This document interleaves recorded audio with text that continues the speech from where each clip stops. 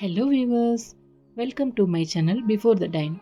இந்த வீடியோவில் நம்ம என்ன பார்க்க போகிறோன்னா, ஒரு 1/2 கிலோ பீஃப் பிரியாணி தான் பார்க்க போகிறோம். தேவையான பொருள்லாம் பார்க்கலாம். 1/2 கிலோ அரிசி, கறியை வேக வச்சுருக்கேன். ஏன்னா அது நல்லா வேகணும், வெந்தால் தான் நல்லாயிருக்கும்.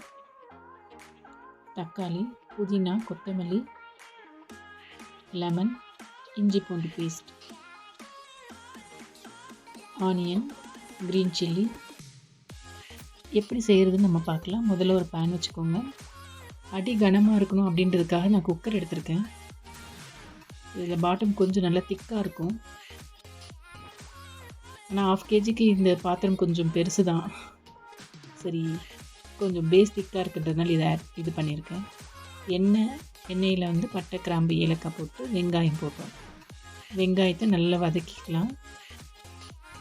இதில் நம்ம செய்கிறது தம் பிரியாணி, சரிங்களா? ரம்ப இலை,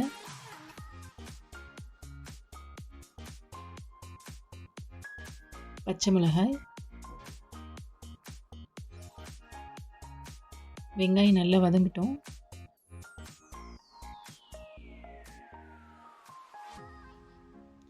நல்ல ஒரு பிங்க் கலர் ஷேடு வரும்போது நம்ம இஞ்சி பூண்டு பேஸ்ட் போடுறோம்.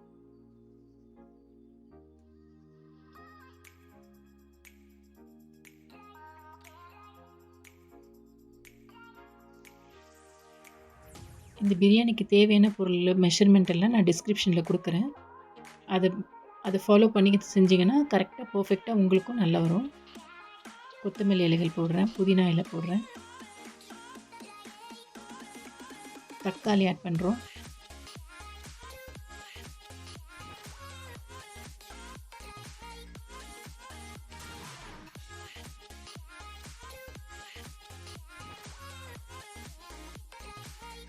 தக்காளி ஓரளவு வதங்கிடுச்சு. நம்ம மொத்த பிரியாணிக்கு எவ்வளோ உப்பு தேவையோ அந்த அளவுக்கு உப்பு போட்டுறோம் நம்ம இதுலேயே.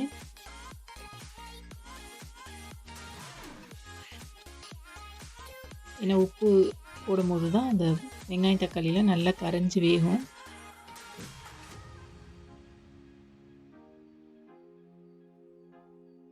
மிளகாய்த்தூள்,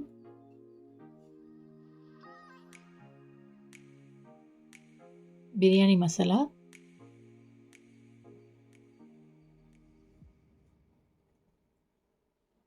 ஒன்றரை ஸ்பூன் பிரியாணி மசாலா ஓகே தான். இஞ்சி பூண்டு போடுறதுனால அந்த ஃப்ளேவரே இருக்கும். அதனால் 1.5 ஸ்பூன் போதுமானது. நம்ம வேக வச்சுருக்க அந்த பீஃப் அதை நம்ம ஆட் பண்ணுறோம். நல்லா குக் ஆகணும், அப்போ தான் அந்த டேஸ்ட் பிரியாணியில் இறங்கும்.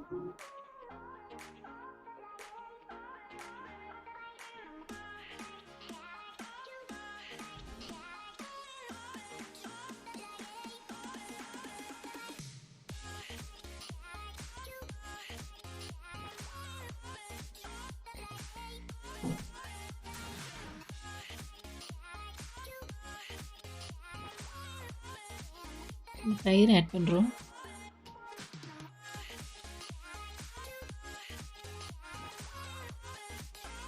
தயிர் ஆட் பண்ணி நல்லா கிளறி விடுங்க.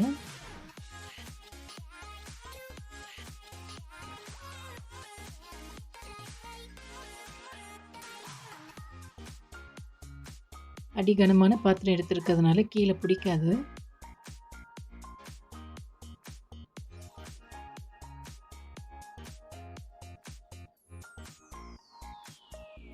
இதுக்கு நம்ம 1க்கு 1 அளவு தண்ணி, 1 கிளாஸ் அரிசினா 1 கிளாஸ் தண்ணி, அந்த அளவில் இது 2.5 கிளாஸ் வருது 1/2 kg ரைஸு. ஸோ அதுக்கேற்ற மாதிரி அதே அளவு தண்ணி நம்ம சூடு பண்ணுறோம்.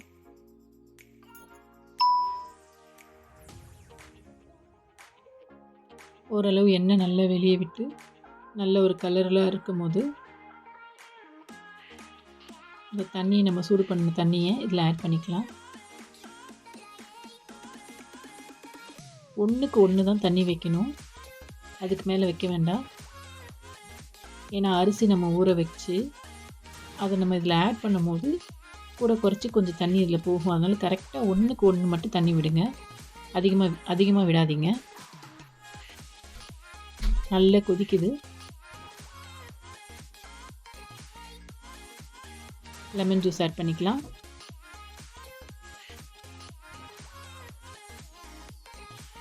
இப்போ நம்ம ஊற வச்சுருக்க அரிசி நம்ம ஆட் பண்ணுறோம். சரிங்களா? அரிசி நம்ம தண்ணியோடு தான் இந்த கையில் எடுத்து போடும்போது கொஞ்சம் தண்ணி, கொஞ்சம் 1, 2 தண்ணி இருக்கலாம் அதில். ஸோ அதனால் நம்ம தண்ணி எக்ஸஸாக ஆட் பண்ண வேண்டாம். கரெக்டாக 1க்கு 1 தண்ணி வச்சா போதும்.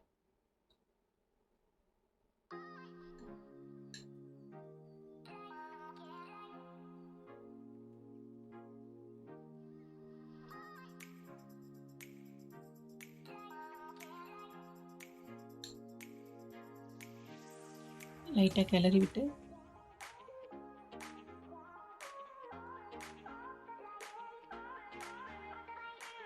மூடி போட்டுடலாம். அந்த தண்ணியெலாம் கொஞ்சம் வற்றணும். அந்த தண்ணி கொஞ்சம் இல்லாமல் வெறும் சாப்பாடு இந்த அரிசி மட்டும் தெரிகிற மாதிரி இருக்க கண்டிஷனில் பாருங்கள், இன்னும் கொஞ்சம் தண்ணி வந்து ட்ரை ஆகணும்.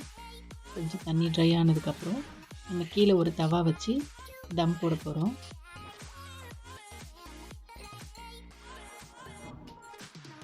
தவா வச்சிட்டோம்.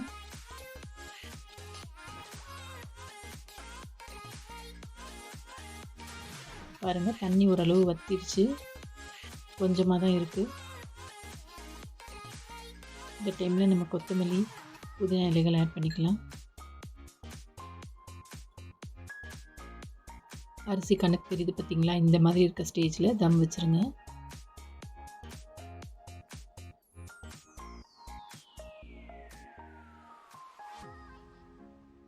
நெய் ஆட் பண்ணிக்கலாம்.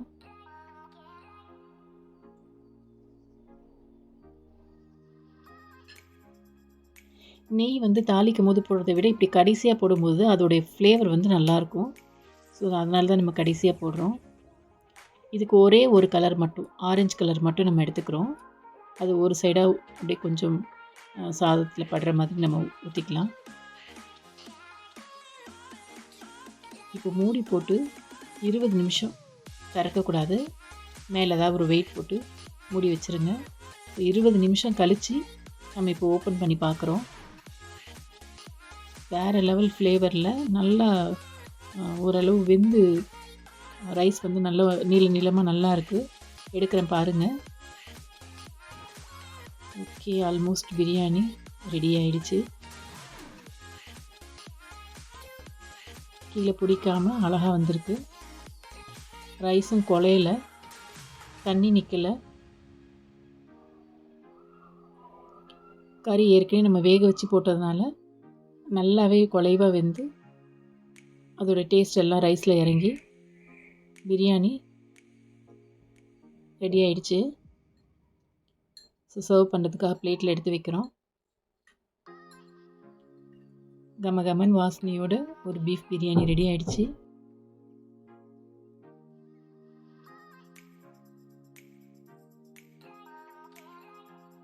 Okay viewers, thank you.